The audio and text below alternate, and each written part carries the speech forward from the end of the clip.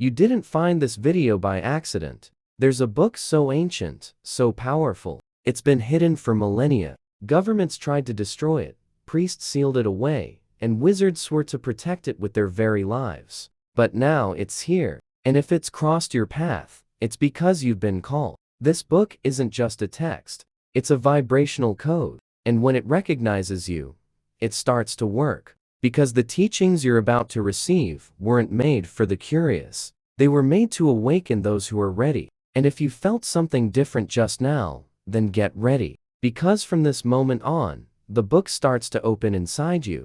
The world we see isn't made of things, but of processes. Everything is movement. Everything is relationship. And it's in this moment that a phrase echoes, crossing centuries as if it were written for right now. The lips of wisdom are closed, except to the ears of understanding. It's not a metaphor. It's not pretty poetry to decorate the text. This is a key, a password, a ritual sentence that served to test who was truly ready to go beyond the surface. Because the knowledge we're talking about was never meant to feed the curiosity of someone who just wants to know. It was forged to shape the spirit of those ready to be transformed. That phrase, stamped right at the beginning of the Kybalion, is not decorative. It's a vibrational barrier, a sacred whisper that has already turned away thousands. Because true wisdom does not give itself to rushed eyes. It hides from the impatient, and it reveals itself only to those who have the courage to listen with the heart, to move past mental restlessness and stay present, even when they don't understand everything right away. Ears of understanding are not ears that have heard a lot. They are ears that listen deeply, that don't react in haste, that don't judge, don't interrupt, don't try to fit what's new into what is already known. Ears of understanding are open channels to the invisible. That's why, since the earliest records, this knowledge was sealed with layers, not just with written codes, but with internal challenges that blocked the path of those who hadn't yet crossed the line of superficiality. It wasn't the texts that were locked. It was the souls who didn't yet know how to open them. And even so, some managed to, by luck, but by presence, by surrender, by compatible vibration. Think of figures like Apollonius of Tyana, Paracelsus, Cornelius Agrippa, Giordano Bruno. Names that cross the centuries like beacons in the darkness of dogma and ignorance. They weren't just scholars, they were initiates, men who touched this knowledge with reverence, courage, and surrender. And all of them had their lives marked by something in common. They were transformed to the bone by this knowledge, not because they simply read it, but because they let it move through them completely. And in many cases, they paid the price. Because when you start to live this wisdom, you automatically become a threat to the system that feeds on unconsciousness. But true initiation doesn't come from external recognition. It begins in silence. In the moment, you feel you're in front of something great. That something vibrates differently inside. That the information coming to you no longer behaves like ordinary information. It pulses, it stirs, it touches places that had been asleep. And even if your mind tries to understand, classify, rationalize, something deeper is happening. And this is the first sign that the lips of wisdom are starting to open. It's no coincidence that Hermeticism has always been called that. Hermetic, closed, reserved, not because they wanted to exclude, but because they knew not everyone was ready. True wisdom is like a very potent substance.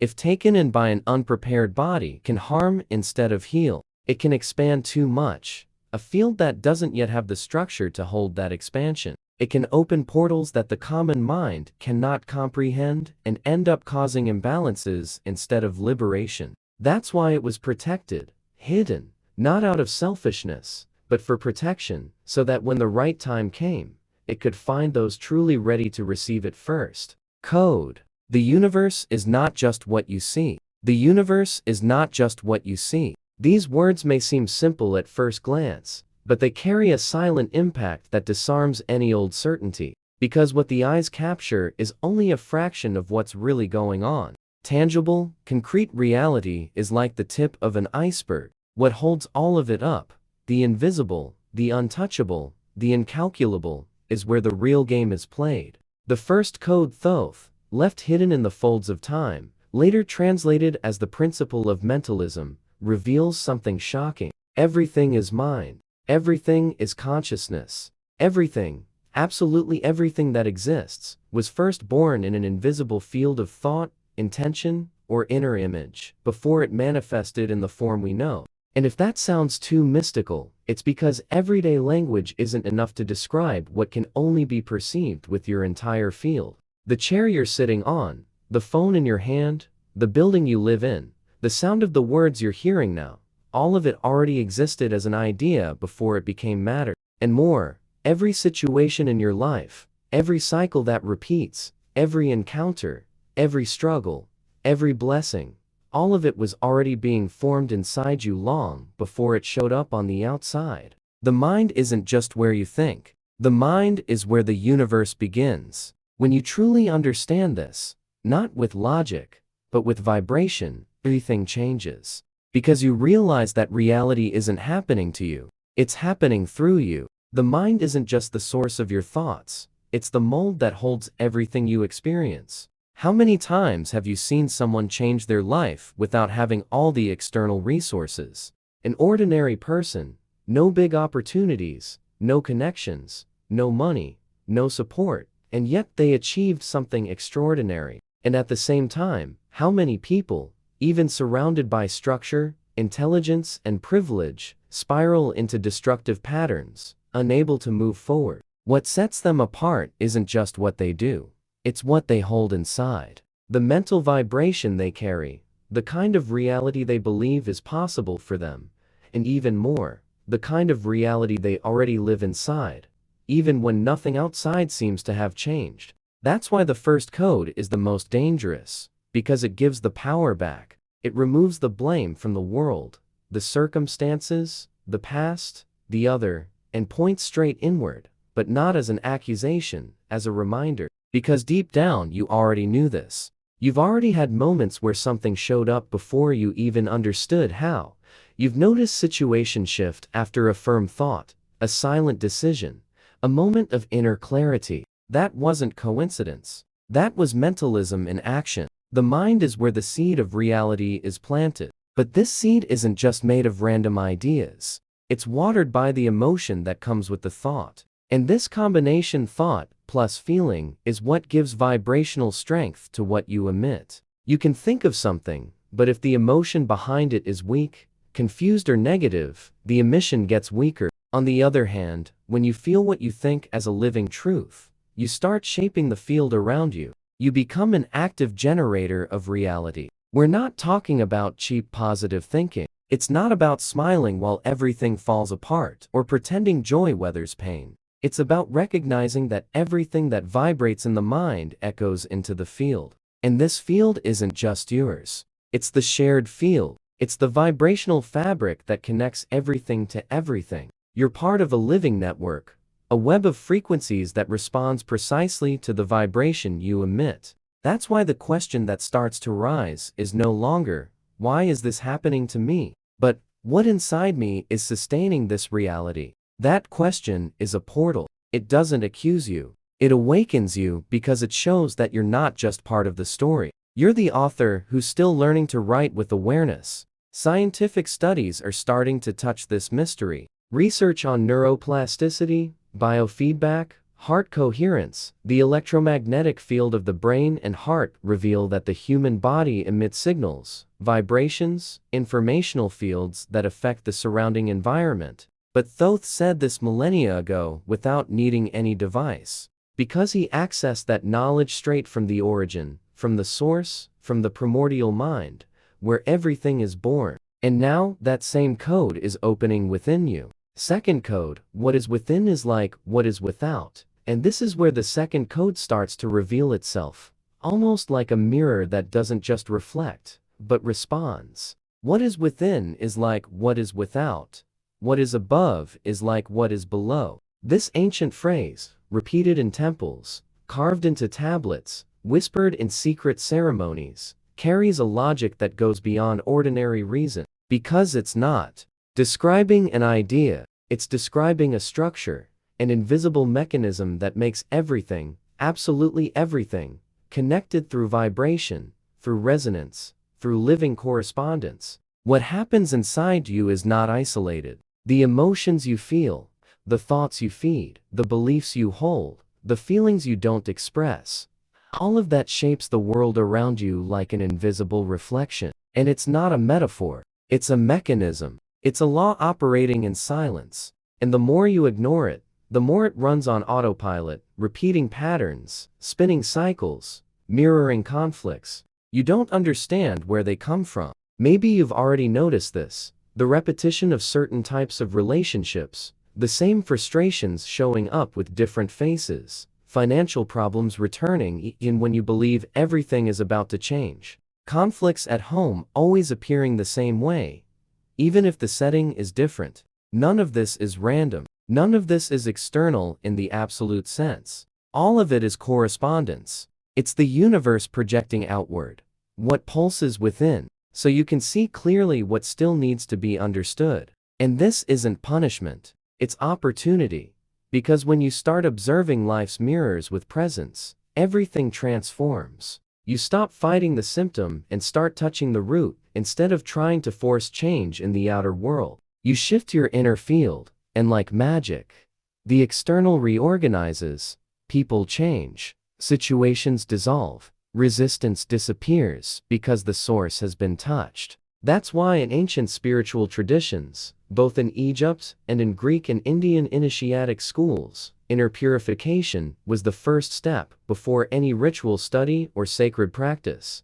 Because they knew if the inner altar was out of order, the outer temple would reflect that disorder. The architecture of ancient temples like Luxor, Karnak, or even the layout of the Cretan labyrinth weren't just buildings. They were living maps of the human soul. Every corner, every measurement, every pillar presented an aspect of the self. The intention was clear: align the microcosm with the macrocosm. Because once aligned, the flow of the divine becomes natural. And that didn't stay in the past. Even today, you can access that correspondence. And it starts with something simple: observing. Observe your space, observe your relationships, observe your routine, your body, your sleep, your mood, your reactions. Each of these aspects carry signs. Every part of your life is telling you what vibrates inside. A messy home might be pointing to a saturated mind. Conflicted relationships might be revealing wounds left unhealed. A tired, tense, inflamed body might be expressing emotions you've swallowed for years. Everything is connected. Nothing is random. Nothing is disconnected from you. And when you accept this code, even without fully understanding it, a new sensitivity begins to emerge. You start to see the invisible in the subtext of everyday life. You start to notice how that harsh comment you got at work only hurts so much because it hit something you still haven't healed. How that feeling of abandonment, which came up again in yet another relationship, is actually an echo of something that was already vibrating inside before the other person even arrived. And then you understand. The other didn't cause it.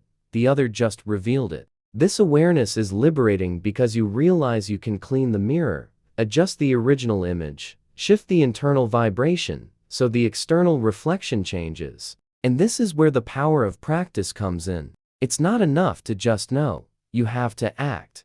And to act in this case is to look inward with courage and honesty, not to judge yourself, but to notice where the harmony was broken, where the flow got stuck, where you're still trying to change the world without realizing the world is just showing you something of yours. A practical and powerful example: when you wake up, before checking your phone, before connecting to the outside world, pause, breathe, ask, what do I need to harmonize in myself today, so the day reflects peace? This question, asked with honesty, starts to move deep energies. It doesn't require a verbal answer. It requires listening. And when you start your day like this, with focus on what vibrates inside, the day responds. Because the universe is a living, mirrored, exact field. It responds faithfully to your dominant vibration. And this applies to everything: your work environment, your conversations, your diet, your spirituality, your creativity, your intuition. Everything responds.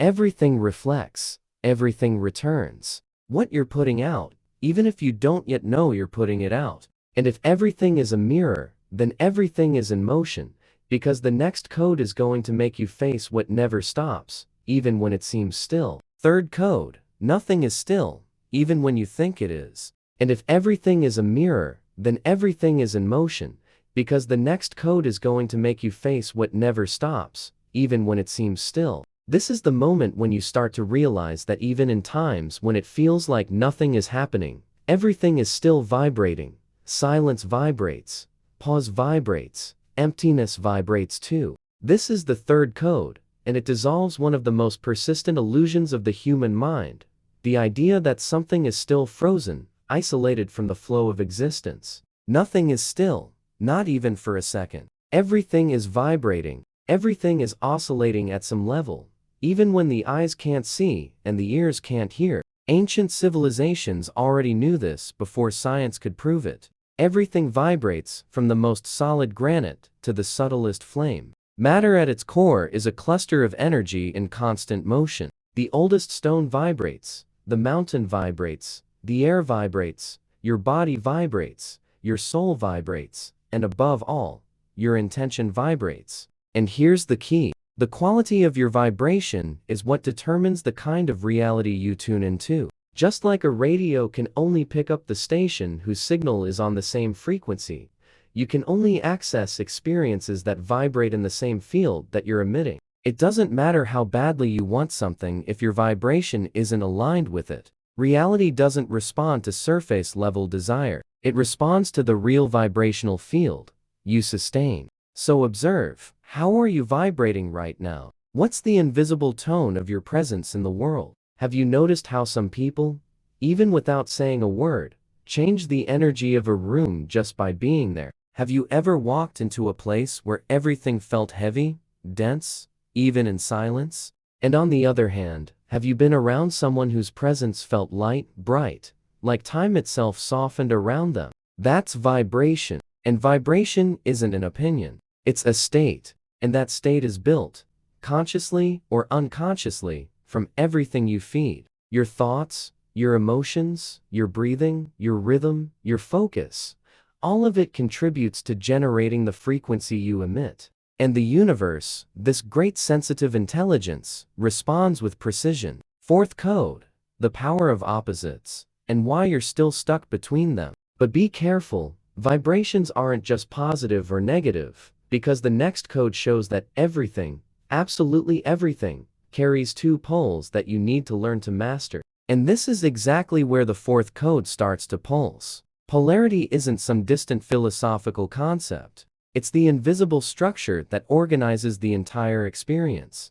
Everything has two sides. Everything carries a double within itself. Light and shadow, up and down, bright and dark, love and hate, excitement and apathy. But what few people realize is that these opposites aren't separated by a gap. They're connected by the same vibrational line. Cold isn't the absolute opposite of heat. It's heat at a lower intensity. Anger isn't the opposite of love. It's love that's distorted, wounded, compressed by unexpressed layers. This is the code of conscious transition. Polarity shows that even though extremes may seem like opposites, they belong to the same essence. They are variations of the same principle, manifesting at different intensities. And when you truly get this, you realize you're not stuck in either one. You can move, you can transition, you can transform. This code reveals that the world isn't made of opposites at war, but of complementary forces in constant oscillation. And it's in that oscillation where you often lose yourself. Because instead of understanding that you can navigate between poles, you identify with one of them as if it's who you are. You cling to sadness as if it's part of your identity. You surrender to anger as if it's inevitable. You drown in apathy as if there's no way out. But there is. There always was. It's just that no one showed you that extremes are only temporary points, not fixed destinations. Anger, for example, can be one of the most destructive forces when fed unconsciously. But when acknowledged and directed, it becomes drive, clarity, determined action. It breaks stagnation. It moves. It transforms. Sadness, when lived without escape, becomes deep introspection. It takes you to internal places that no surface-level joy could ever reach. It heals. It reveals. It silently nourishes the soul. Nothing needs to be rejected. The secret lies in learning to move in, recognizing the pole you're in, and sliding little by little toward a more harmonious state. And that transition doesn't happen through denial. It happens through presence. It happens when you look at the shadow without running from it, when you embrace fear without trying to suffocate it, when you breathe inside the pain until it dissolves and reveals what was hidden behind it. The principle of polarity doesn't want you to choose one side or the other. It wants you to understand that it's possible to circulate, to transform, to guide energy between extremes with awareness and maturity. Fifth code, the rhythm that moves your life. But knowing this isn't enough. You need to understand the hidden rhythm behind everything, because it's what pulls you from one side to the other. The fifth code pulses like an invisible clock at the core of existence. It makes no noise, turns on no lights, sends no alerts, but it controls everything, and most people don't even realize they're being guided by it. This code is rhythm, and everything, absolutely everything, is subject to it. Day moves toward night. The tide rises and then retreats. The heart beats, rests, beats again. Nature's cycles, the moon phases, human moods, creative flow, life energy. Everything dances to this beat that no one sees, but that moves it all. And here's the secret few recognize. Rhythm isn't just an external force. It also lives inside you. There's an inner pendulum that takes you from one extreme to the other, even when you think you're standing still. That's why you feel waves of excitement that rise out of nowhere, and then the crash, a tiredness, a need to withdraw, then another rise, and again retreat.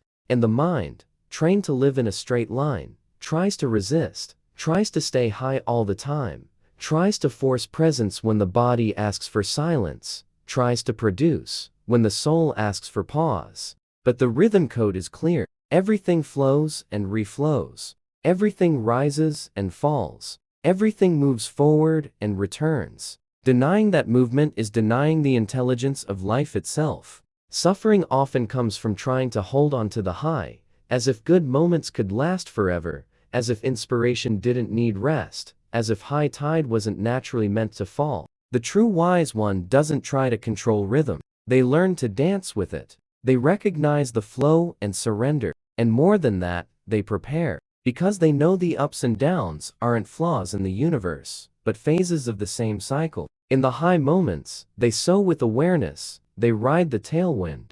They create, plant, expand. In the low moments, they retreat with wisdom, restore energy, observe, listen. And so even in the quiet phases, they stay in tune with the whole. This principle also explains why certain cycles repeat, why it seems like, even after so much progress, something pulls you back to old feelings. Because rhythm follows the pendulum, and the pendulum always swings both ways. But once you become aware of this, you stop resisting and start positioning yourself. You begin using rhythm in your favor. Stop being a victim of the swings and become the navigator of movement. Imagine your current life is a fertile field where only the seeds you've planted grow, even if you planted them without knowing. That difficult conversation that repeats with different people, the feeling that you always end up back at the same point, the block that shows up every time you're about to achieve something big. None of it comes up by accident. All of it is the effect of a cause.